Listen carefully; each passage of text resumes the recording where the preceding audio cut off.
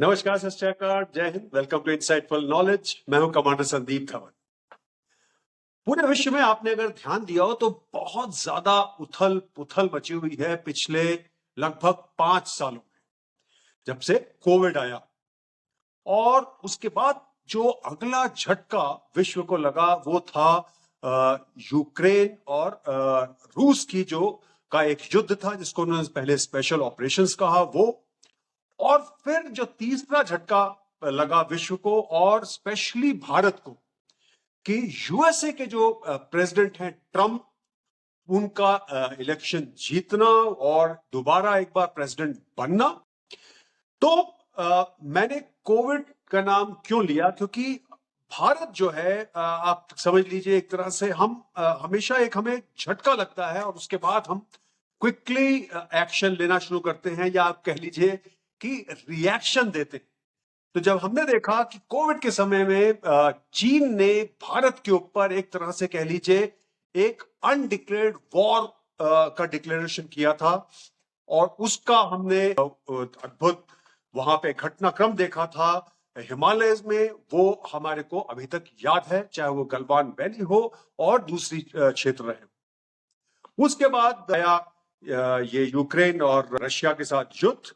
लेकिन जो भारत को जो सबसे क्षतिग्रस्त जो करने वाली घटना थी वो थी प्रेसिडेंट ट्रंप का दोबारा एक बार सिलेक्शन होना, और बहुत तरह की टैरिफ, और स्पेशली भारत की तरफ वो टैरिफ, क्योंकि लोग सोच रहे थे कि वो चीन की तरफ जाएंगे, लेकिन उनकी जो गन का जो बैरल था वो भारत की तरफ टर्न हुआ, और एक पूरे विश्व को उन्होंने चकाचौंध कर दिया, हैरान कर दिया कि इस तरह की बात क्यों हुई है। बहरहाल भारत जगा, और भारत ने बहुत सारे कदम लिए, जिसमें आप कह सकते हैं यूके के साथ एक हमारा ट्रेड एग्रीमेंट, फिर हमारी जो बात यूरोपियन यूनियन के साथ चल रही है उसमें भी बहुत ज्यादा प्रोग्रेस हो चुकी है। तो ये क्या चल रहा है घटनाक्रम, ये क्या हो रहा है हमारे आसपास। रूस के जो प्रेसिडेंट है पुतिन, वो भारत आ रहे हैं। हम उनके साथ बहुत सारे जो महत्वपूर्ण कदम हमने पहले भी लिए थे उनके ऊपर और तेजी से काम कर रहे हैं। बहुत से सी रूट्स को ओपन किया जा रहा है, बहुत सारे नए रूट्स बनाए जा रहे हैं जिससे कि ट्रेड को बढ़ाया जाए। तो आज एक बार फिर से हम भाग्यशाली हैं कि हमारे साथ ब्रिगेडियर आशीष पोपली हैं, जो इस क्षेत्र में बहुत महारत हासिल रखते हैं। उनको आपने पिछले दिनों सुना है, तो उनसे जानेंगे कि भाई ये क्या चल रहा है। तो Ashish, welcome back to insightful knowledge once again. आज फिर से हमें आप जागृत करिए, इस क्षेत्र के बारे में बताइए कि चल क्या रहा है, कहां से शुरू हुआ है, कहां जा रहा है। Sandeep, thank you for inviting me again to your channel. जो सब्जेक्ट आज आपने रखा है ये बहुत वाइड स्कोप है, और मैं शुरू में ही बताना चाहता हूं कि जो लोग स्पेशली जो कॉम्पिटिटिव एग्जाम्स दे रहे हैं स्टूडेंट्स, उनके लिए हमारे प्रोग्राम, ये हमारी जो टॉक्स हैं बेसिकली पिस्ट उनके लिए हैं कि वो बहुत कुछ इसमें गैदर कर सकते हैं। और आज के टॉपिक में खासकर आपने स्टार्ट किया कोविड से, मैं स्टार्ट करने वाला हूं। Covid initially was the start point, लेकिन कुछ चीजें जो इंडिया के ऊपर हुई हैं वो स्पेशली 2022 से होनी शुरू हुई। 3 चीजों के बारे में मैं करूंगा, क्योंकि नहीं तो स्कोप बहुत बड़ा है और खत्म नहीं हो पाएगा ये। बिल्कुल। पहली चीज कि अमेरिका ने, वेस्ट ने और अमेरिका ने खासकर दुनिया के ऊपर, रशिया के ऊपर स्टार्ट किया यूक्रेन वॉर के बाद 3 चीजों का प्रतिबंध लगाना। पहला कि आप अपनी एनर्जी जो है किसी को नहीं बेच सकते। सो ऑयल और गैस रशिया का बंद हो गया, यूरोप जाना और दुनिया में जाना, और प्यूनिटिव सैंक्शंस लगे, सेकेंडरी सैंक्शंस लगे, जिसमें इंडिया भी लपेटे में आया जी। सेकंड, उन्होंने बहुत बड़ा कदम लिया कि जो सॉवरेन रिसोर्स है रशिया की या किसी भी देश की, आपने डेट बॉन्ड्स लिए हुए हैं अमेरिका के, या आपने गोल्ड रिजर्व्स रखे हुए हैं स्विट्जरलैंड में, इंग्लैंड में, बेल्जियम में। रशिया के तकरीबन $330 trillion worth sovereign assets west में है, यूरोप में है, बेल्जियम में है, खासकर 200 ट्रिलियन से ज्यादा। उनको फ्रीज कर दिया है यूक्रेन वॉर स्टार्ट होते।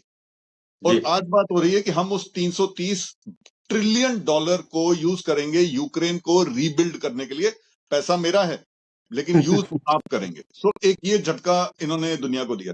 जिससे लोगों को, देशों को, खासकर चाइना और इंडिया को सडनली रियलाइज हुआ कि चाइना के पास तो बहुत सारे डेट बॉन्ड्स हैं, कल को आप इनकैश ही ना करो, जो आज रशिया के नहीं कर रहे हैं, वो बॉन्ड्स ओवरड्यू हो चुके हैं, हाँ, उनको एनकैश करना है, रशिया ने नहीं कर रहे।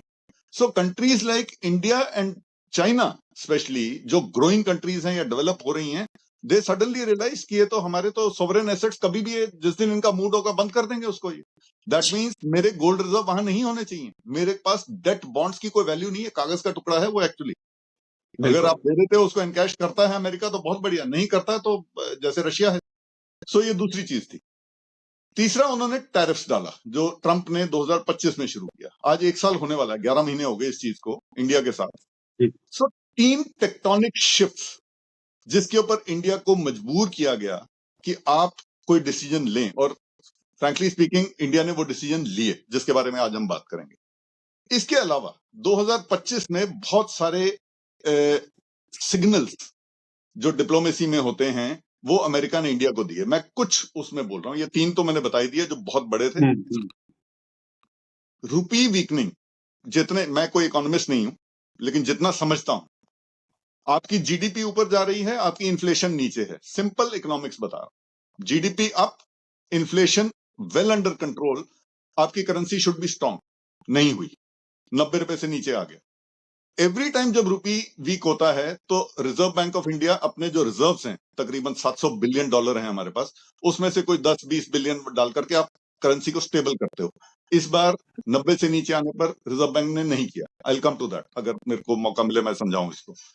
हमने अपने रिजर्व्स कम नहीं किए, हम चाहते हैं कि अपने रिजर्व 700 बिलियन से 1 ट्रिलियन की तरफ ले जाएं शायद। और यहां मैं इतना बता दूं, दुनिया में सिर्फ 3 देश हैं जिनके पास 1 ट्रिलियन से ज्यादा रिजर्व है। तो India is the 4th one with 700 billion, 4th highest US dollar reserves. We want to increase that. So rupee weaken हुआ, ये भी अमेरिका ने करवाया। क्यों? आपकी stock market in spite of all the positive indications बढ़ रही है, 85,000 पे आज सेंसेक्स हमारा। लेकिन इसी साल में जब से ट्रंप आए हैं, $18 बिलियन एफआईआई ने यहां से वापस निकाला। So these are all hints to you कि हम तुम्हारी स्टॉक मार्केट से भी खेलेंगे। तो हमारी रेजिलियंस है, डोमेस्टिक मार्केट की रेजिलियंस है, शायद इन्वेस्टर्स, हमारे डोमेस्टिक इन्वेस्टर्स की रेजिलियंस है कि मार्केट 85,000 पे, नहीं तो इन्होंने तो क्रैश कर देनी थी हमारी। जी। Then another signal was the bonhomie with Pakistan. कोई रीजन किसी को आज तक समझ आया कि मई के महीने ऑपरेशन सिंदूर के बाद आपने पाकिस्तान को प्रॉप अप करना शुरू कर दिया, कुछ कुछ बोल के? अगेन आपको सिग्नल कि we can trouble you. Another signal, the regime change in Bangladesh. ये हमारे लिए सारे सिग्नल थे। एंड इन 2025 इन सबको सरपास करके आज हम नए साल की तरफ बढ़ रहे हैं कि इनके बावजूद हमारी इकोनॉमी, हमारी स्टॉक एक्सचेंज और हमारी foreign exchange reserve, GDP growth और इन्फ्लेशन, ये सारे कंट्रोल में। I think we have to applaud people who are working behind all this thing. So that is what I am coming to. All these reasons, why these signals? दिए तो सही, क्यों? They knew that India को align कराना जरूरी है to become a counter for China. लेकिन India alignment के चक्कर में नहीं है, कभी भी नहीं था, आज भी नहीं है। एक वो मल्टीपोलर वाली कहानी, एक स्ट्रेटेजिक ऑटोनॉमी वर्ड हम यूज करते हैं हमारे फॉरेन मिनिस्टर की, हम अलाइन नहीं होंगे, हमारे लिए सब, we will play all the countries at their own merit, and anything which is of national interest we will do that. So India is riding that fine line कि Russia को हम छोड़ेंगे नहीं और अमेरिका के कैंप में नहीं बैठने वाले हैं। ठीक है। यूएस की 3 assumption थी जो गलत हुई। US always thought, and they are right in that, कि इंडिया को टेक्नोलॉजिकल इनोवेशंस जो हैं, जो अमेरिका से मिलती हैं, हम उस वजह से अमेरिका के कैंप में रहेंगे। 1 second world financial infrastructure and trade जो अमेरिका के साथ है हमारा, गूगल है, माइक्रोसॉफ्ट है, ये चीजें जो डिसरप्ट कर सकती हैं, फिनटेक है, हम बहुत लेवल पे उनके डिपेंडेंट हैं उनके ऊपर। तो India would toe their line, a developing nation would toe their line, and India would become an aligned partner with them. On all these 3 assumptions, India has kept its distance. India needs US. I am underlining this. We need US Yes. for economic ascendancy of our nation. There is no doubt in that. लेकिन हम ये करना चाहते हैं बिना उनके camp में आए हुए कि हम आपके साथ हो गए और बाकियों के साथ हम तोड़ दें। तो वो रशिया के साथ ये सारे जो सिग्नल्स थे कि रशिया से आप विन अवे हो जाओ, वो नहीं हुआ है और ना ही होने का है। और आगे इस प्रोग्राम में हम बताएंगे कि how wrong America has gone in its assessment. तो अभी आपने जैसे जिस बारे में बात कर रहे थे, तो क्या ये क्या चल रहा है, जैसे कि हम बहुत सारा गोल्ड अपना वापस ला रहे हैं, बहुत सारी हमने और स्टेप्स लिए हैं यूरोप के साथ, यूके के साथ, और स्पेशली रशिया के साथ अभी काफी स्टेप्स लिए हैं, और इन सब के बारे में कुछ बताइए। Okay. First, I'll talk about that gold thing which you have mentioned. India का about 800 टन गोल्ड है हमारा, जिसमें आधा 50% was with यूरोप, उनके वॉर्ड्स में था, तकरीबन 400 टन। उस 400 टन हमारे पास अपने पास था। उस 400 टन जो तकरीबन यूरोप में पड़ा हुआ था, उसमें से 280 टन इंडिया वापस ला चुका है एक साल के अंदर। एक नहीं बोलूंगा, चलो यूक्रेन वॉर के बाद क्यों इट वॉज, जो मैंने आपको बताया, जो ट्रिगर था यूक्रेन वॉर के बाद, जब आपने रशिया के सॉवरेन एसेट्स फ्रीज कर दिए हैं, अभी तक रिलीज नहीं कर रहे हो आप उसको, तो इंडिया और चाइना दोनों को समझ में आया ना, चाइना भी समझा है कि उनके पास जो कई ट्रिलियन डॉलर के जो बॉन्ड्स हैं उनके पास, अगर आज यूएस के साथ उनकी कोई झड़प हो जाए तो they are just a piece of paper. फिर आपने पूछा है कि हमने इन सब इंडिकेशंस के बाद क्या एक्शंस लिए हैं। जी। तो 3 वर्टिकल मैंने बताए जो ट्रबल किया अमेरिका ने हमारे को, that is energy, then trade tariffs and your sovereign assets और dollar. I use the word dollar, कि आपको बॉन्ड देकर के आपको डॉलर लेना है तो डॉलर आपका बंद हो रहा है। सो इंडिया ने तीनों के ऊपर एक्शन लिया है। I will start with trade and trade routes. हमारा ट्रेडिशनल इंपोर्ट एक्सपोर्ट का रूट गल्फ वेस्ट ओरिएंटेड रहा है। बिल्कुल। 2014 में एक रूट की बात हुई, INSTC, yes, international north south trade corridor. मैं इसकी अलाइनमेंट बताता हूं। And I will start with a place, you can start with Moscow. ये रशिया और इंडिया के इसके एंड पॉइंट्स हैं, दोनों सिरों पर।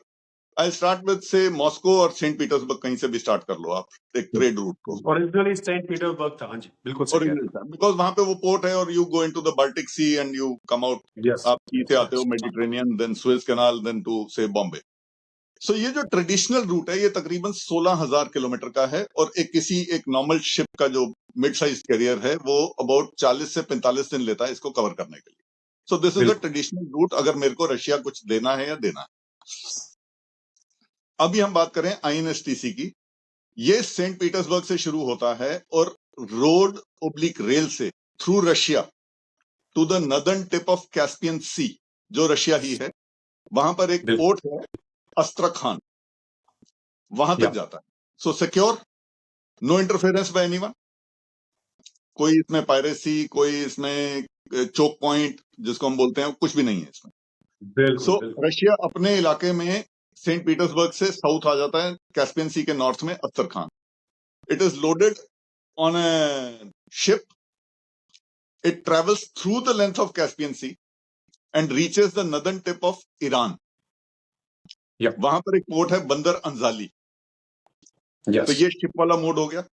वहां से again it sits on A road oblique rail mode, reaches either of the two ports, one is बंदर अब्बास साउथ ऑफ ईरान, और चाबहार जिसको इंडिया ने डेवलप किया, और एक टर्मिनल, 2 टर्मिनल, और अभी वो लिम्बो में रहता है कभी कभी, बट बंदर अब्बास।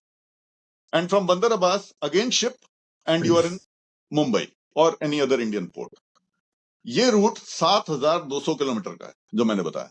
दैट मीन्स आधे से भी कम।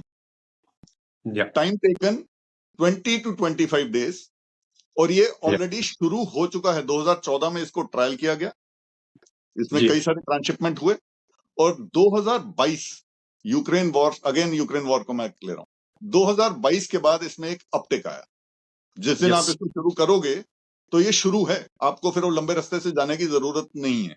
कोई सोमाली बिल्कुल पायरेट, कोई यमन, कोई straight of Hormuz, Suez canal के टैरिफ्स, मेडिटेरेनियन का जिब्राल्टर एक्सेट्रा इज ऑल। इसमें मैं ऐड कर दूं, इसमें रेल, अगर कैस्पियन आप सी नहीं लेते हैं तो रेल रूट्स भी बन रहे हैं जो या कि वो फिर अजरबैजान अजरबैजान से भी जाते अजरबैजान हैं और दूसरी तरफ से सेंट्रल एशियन कंट्रीज से भी जाते हैं। इनफैक्ट इसमें काफी सारे central Asian they countries, are यहाँ तक इंटरेस्टेड, कि टर्की तक भी इसमें मेंबर बन गया है। या दे आर इंटरेस्टेड। या बाकू, या I didn't want to elongate this, but otherwise that's Azerbaijan से ओके। थोड़े से रिलेशन हमारे थोड़े से क्विकी हो रखे हैं इस वक्त हमारे। Otherwise Baku is one of the beneficiaries and they are wanting to get into this. Yes yes yes. Now, when President Putin came, in the speech given by both the excellencies, they used a word, Prime Minister Modi used a word CVMC. जी हाँ। Now, somewhere in July, I had written a blog on this, और उसमें detail में cover किया था। किसको पता था कि आज हम फिर उसके बारे में बात हाँ, करेंगे। मैंने पढ़ा था, बहुत बढ़िया ब्लॉग था आपका। हाँ जी। तो CVMC का फुल फॉर्म है चेन्नई व्लादिवोस्टोक मैरीटाइम कॉरिडोर। जी व्लादिवोस्टोक इज, जिनको मैप अगर मैं थोड़ा समझाऊं, रशिया का far east towards Japan, Russia mainland का बिल्कुल फार ईस्ट, और जी हाँ। सामने जापान समुद्र के पार। सो तो उस क्षेत्र को व्लादिवोस्टोक, कई बार चीन भी क्लेम करता है। या उनकी मंचूरियन प्रोविंस है, उनकी या पॉपुलेशन। एंड अच्छा, सिंस यू टच दिस, तो मैं आगे इस पे कमेंट डाल दूंगा इस पे। Okay, please remind me on this. Okay, so going by ship from Chennai to Vladivostok, और उसके लिए ये भी मैं दर्शकों को बता दूं, चेन्नई में पोर्ट जो है उसकी स्पेसिफिक डेवलपमेंट, ये अनाउंसमेंट ऐसे ही नहीं कर रहा है कोई प्राइम मिनिस्टर। जिस टाइप का लोड आप लाना चाहते हैं उस टाइप का एक पोर्ट में फैसिलिटी क्रिएट करनी जरूरी है। और व्लादिवोस्टोक क्यों, क्या है व्लादिवोस्टोक में? व्लादिवोस्टोक में उनका LNG टर्मिनल्स हैं, जहां से हमारे पास लिक्विफाइड नेचुरल गैस का हमने लेना है। अपोजिट व्लादिवोस्टोक, जो जापान, जो 4 आइलैंड का जापान है, 5वां आइलैंड जो नॉर्दर्न मोस्ट है, दैट इज रशिया, उसको बोलते हैं सखालिन। या सखालिन में there is a area which has been, जिसमें 20% स्टेक ONG विदेश ने ले लिया है जी और ऑयल। सो हमारे को एनर्जी का एक रूट मिल रहा है, और अगर चेन्नई आना है तो शिप सीधा चेन्नई में फैसिलिटी होनी चाहिए उस एनर्जी को रिसीव जी करने के लिए। सो दैट इज जी the work which is going on at Chennai port. But the story does not end at Vladivostok. And since you had mentioned China, I let me clear. जो काफी population जो है, हान population जो China की, वो as workers Vladivostok में गई है, और उनके जो नेफेरियस डिजाइन होता है कि हाँ हम, मतलब वो एरिया ही फिर उनका हो जाता है, वो बस गए वहां पे जाके। तो रशिया इज हाँ वेरी, उनको काफी चुभन है उस चीज की। तो उसके ऊपर इसी विजिट में पुतिन ने एक एग्रीमेंट एक साइन हुआ है, जिसका सरप्राइजिंगली मीडिया में कुछ बात ही नहीं होती इन चीजों की, कि जी मैन पावर, इंडिया की मैन पावर, एक एग्रीमेंट है मैन पावर का, कि हमें स्किल्ड मैन पावर व्लादिवोस्टोक, और आगे मैं जो बात करने वाला हूं नदन सी रूट की, वहां पर इंडिया से मैन पावर चाहिए, चाइनीज नहीं चाहिए और कॉकेशियन नहीं चाहिए।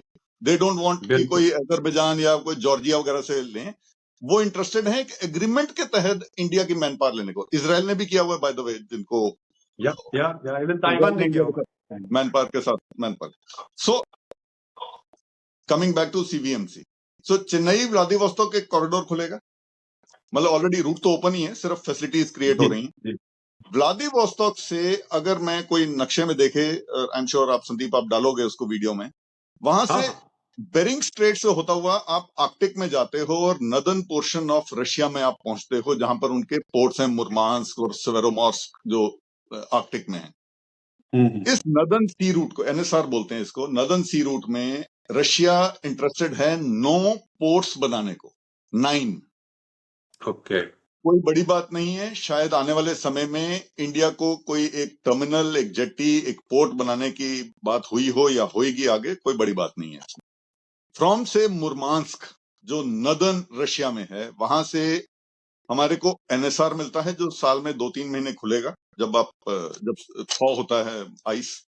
और वो व्लादिवोस्तोक, और व्लादिवोस्तोक से आप चेन्नई। सो आप एक नया कॉरिडोर, एक नया ट्रेड रूट आपने क्रिएट कर लिया, प्लस आईएनएसटीसी जिसकी मैंने बात कर ली। ठीक है। एनर्जी जो रशिया के साइबेरिया में अनटैप्ड और आर्कटिक में जो अनटैप्ड रिसोर्सेज हैं, ऑयल, गैस और रेयर अर्थ के, गोल्ड के, या वो इंडिया को प्रेसिडेंट पुतिन ने अपनी स्पीच में बोल दिया कि अनलिमिटेड एनर्जी रिसोर्स वो इंडिया को देने को तैयार है, बिल्कुल and obviously at a cheaper rate than बाकी कंट्रीज से। तो ये 2 वर्टिकल मैंने कवर किए। तीसरा था फाइनेंस, जो ट्रंप या ने रोक रखा है, जो तो वो इंडिया ने ऑलरेडी कदम उठा लिया। एक बिल्कुल चीज और मैं बताना चाहता हूँ इस फाइनेंस के ऊपर।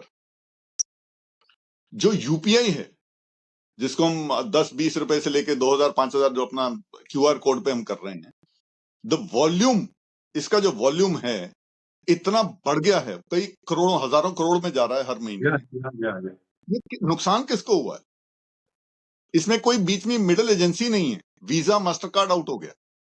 जो आप और मैं क्रेडिट कार्ड यूज करते थे, सडनली, तो अगर मैं उसकी फिगर्स पे जाऊं तो visa and master card in till 2024 मतलब 23 तक का डाटा ले रहा हूं मैं, 23 तक उनका market share was about 41%। Today there are 24, तो 17% डाउन हुआ है पिछले 2 साल में। दैट मीन्स यूपीआई इतना बढ़ गया है कि जिनके पास, आपके और मेरे पास कार्ड भी है, तो हम भी यूज टू हो गए। So all this is hurting America. So India ने अपना एक, हर्ट करे या ना करे, हमने बिना stated aim of hurting anyone, हमने अपने ऑल्टरनेट्स क्रिएट कर लिए हैं और कर रहे हैं। That is what. तो पहले मैंने बात की थी कि अमेरिका ने हमारे को क्या सिग्नल दिए। अब मैं संक्षेप में बता रहा हूं कि इंडिया क्या सिग्नल दे रहा है। जी इंडिया सिग्नल दे रहा है कि हम ऑल्टरनेट्स तीनों कैटेगरी में, एनर्जी, ट्रेड रूट्स और फाइनेंस में अपना ऑल्टरनेट क्रिएट कर रहे हैं। फर्स्ट, हम स्ट्रेटेजिक ऑटोनॉमी को ही फॉलो कर रहे हैं, हम कैंप में नहीं जाने वाले। जी हम आपके पुश करने से पुश नहीं हो रहे हैं। आप चाहे पाकिस्तान का करें या बांग्लादेश में करें, जो भी करें, हम अभी काउडाउन नहीं हो रहे हैं। और जो थ्रेट ऑफ रिजीम चेंज आप दिखा रहे थे, जो आपने दाएं बाएं हमारे करा है, और रिजीम चेंज का जो थ्रेट आप दिखा रहे हैं, उससे अभी specially after Bihar elections, I think ये बहुत बड़ा इंडिकेशन गया है कि the popularity of the president, it is again A message कि पब्लिक अभी भी सिटिंग प्राइम मिनिस्टर के और गवर्नमेंट के साथ है। है तो बिल्कुल this is the message given by India. एक मैं अब छोटा सा इसमें और ऐड कर रहे हैं। हमारा मैसेज जो है कि, बड़ी कहावतों में आ रहा हूं मैं थोड़ा सा, बट ये है कि आप उस नेशन को थ्रेटन नहीं कर सकते। ये समझना जरूरी है, जो स्टूडेंट्स हैं जो एग्जाम में कहीं प्रिपेयर होंगे, तो आप उस नेशन को थ्रेटन नहीं कर सकते जिसके पास मल्टीपल ऑप्शंस हैं। तो इंडिया अपनी ऑप्शंस बनाता है। अगर ऑप्शंस नहीं होती, ट्रेड रूट्स की, फाइनेंसेस की, रिजर्व की, स्टॉक एक्सचेंज की, तो आपको प्रेशर कर सकता है कोई। तो आप उस देश को थ्रेटन नहीं कर सकते जिसके पास मल्टीपल ऑप्शंस हैं। तो इंडिया फ्री ट्रेड एग्रीमेंट करके, इस तरीके के रूट्स करके अपनी ऑप्शंस क्रिएट कर रहा है। और पिछले 1 साल में अगर हम सब देखें तो यू कैन सी किस स्पीड से हम ये ऑप्शंस क्रिएट कर रहे हैं। दूसरा, हम प्रेशराइज नहीं कर सकते, ये मैं अमेरिका के लिए यूज कर रहा हूं, हम प्रेशराइज नहीं कर सकते उस देश को जो मेरे लिए वैल्यूएबल है। तो अगर मैं, इंडिया अमेरिका के लिए वैल्यूएबल है, तो आप उसको प्रेशर मत करो, क्योंकि वो नुकसान शायद मुड़ करके आपको ही हो सकता है। तीसरा, आप उस देश को इग्नोर नहीं कर सकते जिसको आप यूज करना चाहते थे। ओरिजिनल स्क्रिप्ट में आपकी जो स्क्रीन प्ले है, उसमें आप इंडिया को यूज करना चाहते हो as a counter balance to China. तो आप उसको ना थ्रेटन, ना प्रेशर, ना इग्नोर, ये तीनों वर्ड मैं यूज करना चाहता हूं। ये तीनों नहीं कर सकते आप। अच्छा, Back to you. तो एक इसमें जो प्रेसिडेंट पुतिन आए थे, तो एक रीलॉस करके कुछ हो रहा था, बात हो रही थी, क्या है ये, क्या है, इसके ऊपर भी कुछ प्रकाश डालिए। ओके, रीलॉस इज एक्रोनिम जिसका फुल फॉर्म है reciprocal exchange of logistic support. Okay बड़ा बिनाइन सा वर्ड है, कोई भारी भरकम नहीं है। अब ये है क्या? फरवरी 2025 में ये एक्सेप्ट हो गया था इसका फ्रेमवर्क तैयार हो गया था इंडिया और रशिया के बीच में, और 5 दिसंबर 2025 को पुतिन की विजिट में इसको इंडिया और रशिया ने साइन कर दिया है। सो अब ये थियोरिटिकल नहीं है, ये फैक्ट में कन्वर्ट हो गया, ये एग्रीमेंट है। अब ये है क्या? ये एक बायलेटरल, दैट मीन्स इंडिया और रशिया के बीच में मिलिट्री लॉजिस्टिक एग्रीमेंट है, जो क्या करता है, ये हम दोनों देश को फैसिलिटेट करता है, एक प्रोविजन करता है कि आपकी aircraft, military aircraft, military meaning है इसका। सो एयरक्राफ्ट और शिप्स आपके एयरबेसेस या पोर्ट्स को इस्तेमाल कर सकते हैं for logistics, refuelling, berthing, training, disaster relief work इत्यादि, इस किस्म के लिए रिपेयर्स, मेंटेनेंस, ये चीजें इसमें आती हैं, लॉजिस्टिक सपोर्ट है। एक चीज मैं क्लियर कर दूं, इसका ये मतलब नहीं है कि रशिया चेन्नई में या कोची में या किसी भी इंडिया के पोर्ट में आकर के कोई अपने ट्रूप्स रखेगा या कोई स्टेशन कर देगा, अपना एक बेस बना लेगा कि उनके ट्रूप्स यहाँ पे उनके इक्विपमेंट को रिपेयर करेंगे। नहीं, ऐसा नहीं। वो हमारी फैसिलिटीज को यूज करेंगे, जैसे कॉल ऑन पोर्ट होती है, आप समझते हैं इसको, अगर शिप आती है, आप किसी पोर्ट पे कॉल कर रहे हैं, कोई रिपेयर होनी है तो वो रिपेयर होगी, मेंटेनेंस होगी, ओवरऑल होगी, या ज्वाइंट एक्सरसाइजेस के लिए है, या डिजास्टर रिलीफ है। और एक वर्ड जो इस एग्रीमेंट को अगर कोई पढ़े गूगल पे जाकर के, उसमें है अदर ऑपरेशंस। तो मैं अदर, सो एक वो आपने ओपन एंडेड एक वर्ड यूज कर दिया कि अदर ऑपरेशंस के लिए भी ये लागू है। खैर, क्यों हम इसकी बात कर रहे हैं? ऐसा क्या हुआ? 40 साल तकरीबन अमेरिका के प्रेसिडेंट आफ्टर प्रेसिडेंट यही कोशिश करते रहे कि रशिया कंटेन्ड रहे, जो जहां पर है। कोल्ड वॉर के बाद से बात कर रहा हूं। रशिया के पास कोई वार्म वाटर ओशन नहीं है, और नेवी को किसी देश को बड़ा होने के लिए, एक सुपर पावर कहलाने के लिए, उसको नेवी चाहिए। नेवी तब चलेगी जब आपके पास समुद्र हो। रशिया के पास बहुत बड़ा समुद्र है, आर्कटिक है, लेकिन वो फ्रोजन है। उसके बाद जो दूसरे चैनल हैं बाल्टिक सी में, या अगर वो मुरमांस्क से नॉर्थ में जाता है आर्कटिक को क्रॉस करके, तो उसको चोक पॉइंट्स बहुत सारे हैं। वेस्ट में देखूं तो ग्रीनलैंड और आइसलैंड के बीच में ही कैन बी ट्रबल्ड। आइसलैंड और इंग्लैंड के बीच में, वहां से नहीं आता, वो बाल्टिक सी से आता है। तो बाल्टिक सी की तो चौड़ाई इतनी है कि ऊपर नॉर्वे स्वीडन है और नीचे डेनमार्क इत्यादि है, तो वो दोनों शोर कई बार दिख जाते हैं वहां से। तो आपको कोई भी वहां ट्रेवल कर सकता है। सी चैनल जो है बहुत नैरो है। फिर इंग्लिश चैनल है, फिर मेडिटेरेनियन है जिसमें जिब्राल्टर है जो यूके है, फिर सुएज कैनाल है। तो उनके पास तो अटलांटिक या इंडियन ओशन में आने के लिए कोई बहुत लंबी लड़ाई है उनकी, वो शिप आ ही नहीं सकती। बिल्कुल। ब्लैक सी है उनके पास, जहां क्रीमिया और जहां यूक्रेन से आज लड़ाई चल रही है, ओडेसा की लड़ाई चल रही है। लेकिन ब्लैक सी में उनका स्वास्तोपोल में जो पोर्ट है, उसको भी तो ब्लैक सी क्रॉस करके Bosphorus, Turkey again trouble create करता है। फिर आप एजियन सी में आते हैं, फिर मेडिटेरेनियन में घुसते हैं, फिर वहां फिर सुएज कैनाल आ जाती। तो रशिया की नेवी किसी गर्म ओशन तक आने के लिए उसको बहुत बड़ी जद्दोजहद है। ये जो वर्ड हमने यूज किया रिलॉस, जो इंडिया और रशिया के बीच में साइन हो गया 5 दिसंबर को, ये रशियन शिप्स को इंडियन ओशन, इंडिया में चेन्नई, कोची, बॉम्बे, कोई भी हमारे जो पोर्ट्स हैं, वाइजैग, यहां पर उनकी ships and submarines and survey ships, ये सब आ सकती हैं। आज जब हम बात कर रहे हैं तो ये एग्रीमेंट साइन हो चुका है। इससे क्या हुआ जी? 40 साल तक जो अमेरिका कोशिश करता रहा कि इंडियन ओशन रीजन को, उसने एक वर्ड भी बनाया बाइडेन के टाइम पे, इंडो पैसिफिक, ताकि इंडिया उसमें जुड़े और हम चाइना को एक साउथ चाइना सी और क्वाड बना, और चाइना स्पेसिफिक कहानी थी। सडनली ये इंडो पैसिफिक में एक नया वर्ड मैं यूज करने वाला हूं। इंडो पैसिफिक तो वही है, अब ये इंडो यूरेशियन कहानी आ गई। आपने रशिया को यहां इन्वॉल्व कर दिया। अभी तक सिर्फ अमेरिका की प्रॉब्लम थी कि वो इंडिया को तो एक को पार्टनर ले रहा था क्वाड वगैरह में, एक्सरसाइजेज हो रही हैं, मलाबार एक्सरसाइज हो रही है, इत्यादि हो रही है। वो चाइना को बैलेंस करना चाहता था यहाँ पे।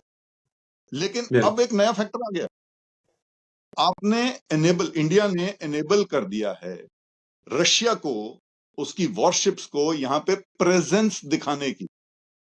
आज एक शिप है, कल प्रेजेंस होगी, सबमरीन्स होंगी, और जो unchecked movement of American ships था इसमें, हम्म, डीगो गार्सिया से अपना मलक्का स्ट्रेट वाली, आपने वो एक्सेस अभी वो Russia is here, so America has to contend with that. So India ने एक बहुत बड़ा कार्ड खेला है, इसको समहाउ इतना एनालाइज हमारी उसमें कहीं आया नहीं, मेरे को दिखा नहीं किसी ने बोला हो, बट जी आप जी इसको समझिए कि कितना ट्रबलसम है ये अमेरिका के लिए कि बिल्कुल रशियन शिप जिसको वो नहीं चाहता था वो अब इंडियन ओशन रीजन में उनको कंटेस्ट करने वाले हैं। बिल्कुल। सो ये एक मैं मैसेज भी जाता है यूएसए को, और एक बिना चुनौती दिए एक हमने उनको समझाया है कि भाई हम भी सक्षम हैं काफी कुछ करने में।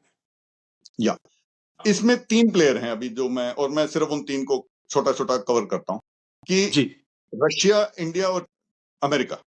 अमेरिका जी। इंडिया ने क्या गेन किया?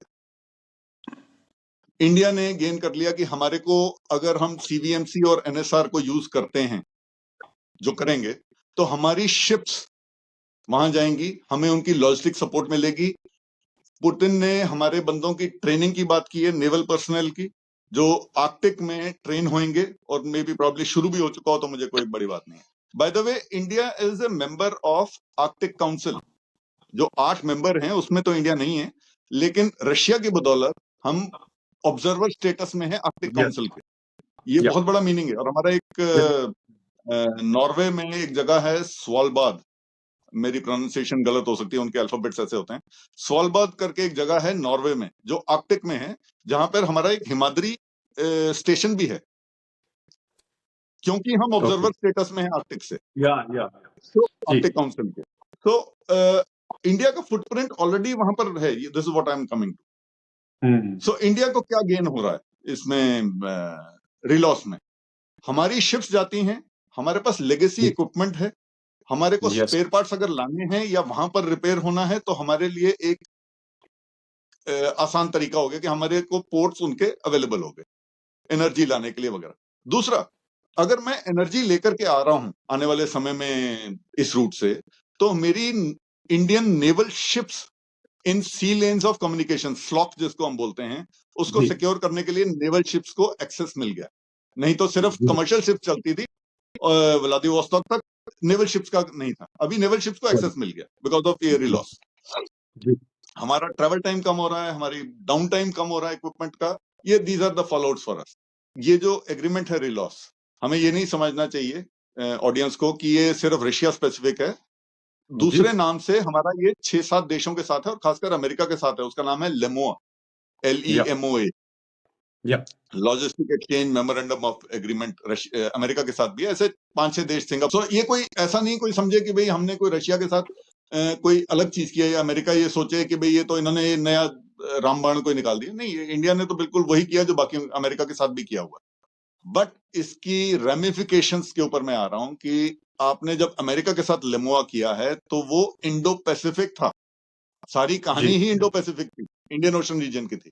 अभी suddenly you have a new behemoth, बड़ा प्लेयर रशिया, जी, जिसको एक्सेस मिल गया है इंडियन ओशन रीजन का। सो एक ये मैसेज है, बहुत स्ट्रांग मैसेज है अमेरिका के लिए, कितना वो बिल्कुल, समझना चाहते हैं।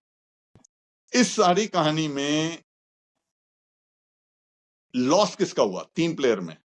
कि ये लॉस अमेरिका का हुआ है कि उनको जो जो वो हमसे करवाना चाह रहे थे, जिस ब्रैकेट में वो रशिया को और इंडिया को रखना चाह रहे थे, वो नहीं हुआ है। और उनकी 2025 की हुई हरकतों से, खासकर जब से ट्रंप आए, उसी की बात कर रहा हूं, उन्होंने जो चीज शायद 10 साल बाद होनी थी उसको हेसन करके उन्होंने 1 साल में ये कंप्लीट करा दिया कि नए ट्रेड रूट्स की बात हो गई, डी डॉलराइजेशन की बात हो गई, ब्रिक्स वाले अपनी कर रहे हैं।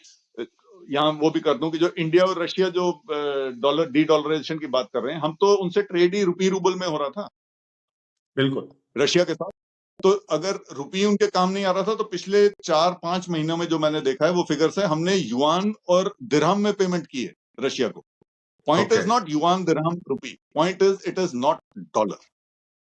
डॉलर जी, में पेमेंट नहीं हो रही। तो अमेरिका को बहुत बड़े सिग्नल्स दे रहे हैं कि भाई तीनों चीजें जो आपने हमारे को टाइट करने की कोशिश की, तीनों पे ऑल्टरनेटिव हमने या मल्टीपल ऑप्शन हम क्रिएट कर रहे हैं।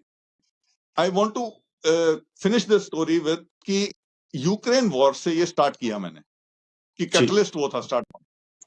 इन coming months, coming days, weeks, months, Ukraine war खत्म तो कभी तो खत्म होगी, सारी दुनिया की सारी लड़ाइयां खत्म हुई, वर्ल्ड वॉर भी खत्म हुई, ये भी खत्म होगी। जिस दिन खत्म होगी, दो बड़ी चीजें इंडिया के ऊपर से हट जानी चाहिए लॉजिकली। फर्स्ट इज टैरिफ, जो आपने प्यूनिटिव 50% वाला लगा रखा है, 25 एडिशनल लगा रखा है, तो वो हटना चाहिए। दूसरा, जो आपने बैन लगा रखा है कि रशिया से आप ऑयल एनर्जी नहीं लेंगे, वो भी हटना चाहिए, क्योंकि फिर यूरोप भी लेना शुरू कर देगा रशिया से। जिस दिन ये बैन हटेंगे और ये रिस्ट्रिक्शंस हटेंगी, तो इंडिया ने तो डॉट्स ऑलरेडी बना दिए हैं, INSTC, CVMC, NSR, डॉट्स तो प्लेस हो गए। रुपी रूबल, वॉस्ट्रो अकाउंट्स हमारे कौन से बैंक्स करते हैं, ये भी दर्शकों को समझना चाहिए कि हमारे दो बड़े बैंक ऐसे हैं जो रशिया के साथ रुपी में ट्रेड करते हैं, ताकि उनके ऊपर सैंक्शन ना लगे। स्टेट बैंक करा करता था पहले, लेकिन स्टेट बैंक की इंटरनेशनल फुटप्रिंट है, तो हमारे यहां से करते हैं यूको बैंक और इंडसइंड बैंक, इनका इंटरनेशनल फुटप्रिंट नहीं है, सो अमेरिका के चैनल से बाहर है। यू सी ये गेम। तो इंडिया बहुत सही कदम, बहुत सोचे समझे कदम ले रहा है, और ये नहीं कि छुप के ले रहा है, ये नोन है। यूको बैंक और इंडसइंड बैंक ट्रेड करते हैं, इनका इंटरनेशनल फुटप्रिंट नहीं है, तो अगर अमेरिका चाहे भी तो इनके ऊपर क्या सैंक्शन लगाओगे? यूको बैंक पे क्या सैंक्शन लगेगी? बिल्कुल। So dots are there. India needs to join them. America needs to delay the joining of these dots. अब ये उनके ऊपर है किस तरीके से चलते हैं, बट इंडिया जो है इस वक्त, अगर मैं एक कोलोकियल वर्ड यूज करूं, एक वो सर्फिंग होती है, जो लोग समुद्र किनारे सर्फिंग करते हैं सर्फ बोर्ड के ऊपर, तो वेव सर्फर के ऊपर होती है हमेशा, और वो उसके बीच में चल रहा होता है, इसको कहते हैं राइडिंग द वेव। इंडिया इस वक्त, या कह लो नाइफ एज पे चल रहा है, रेजर्स एज, या riding the wave. India Russia और अमेरिका को दोनों को लेकर के चल रहा है, और अपने तरीके से चल रहा है।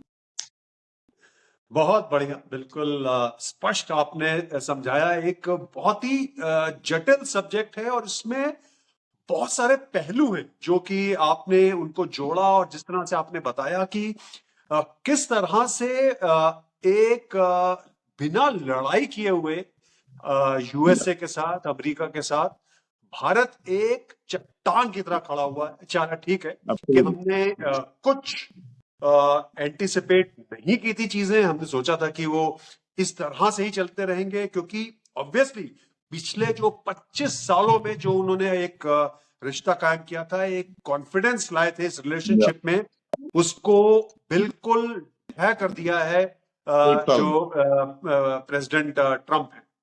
तो बिल्कुल सही कहा आपने, और मुझे लगता है कि इस समय काफी ज्यादा तड़प रही है वहां की जो एडमिनिस्ट्रेशन है, ट्रंप एडमिनिस्ट्रेशन, क्योंकि उनको समझ नहीं आ रहा, तिलमिला रहे हैं कि ये किस तरह से ये मास्टर स्ट्रोक पे मास्टर स्ट्रोक जो है भारत खेलता जा रहा है, और इतना बड़ा विश्व का ऑलमोस्ट सबसे बड़ा जो टैरिफ लगा हुआ है भारत के ऊपर, और इतना बड़ा ट्रेड है उनके साथ, उसको संभाल के चलते हुए चला जा रहा है। तो एक बहुत ही सराहनीय बात है ये कि ऐसा भारत ने कदम लिया है। So thank you so much brigadier Ashish, आपने हमें बहुत बढ़िया तरीके से समझाया। नमस्कार, सत श्री अकाल, जय हिंद। Thank you.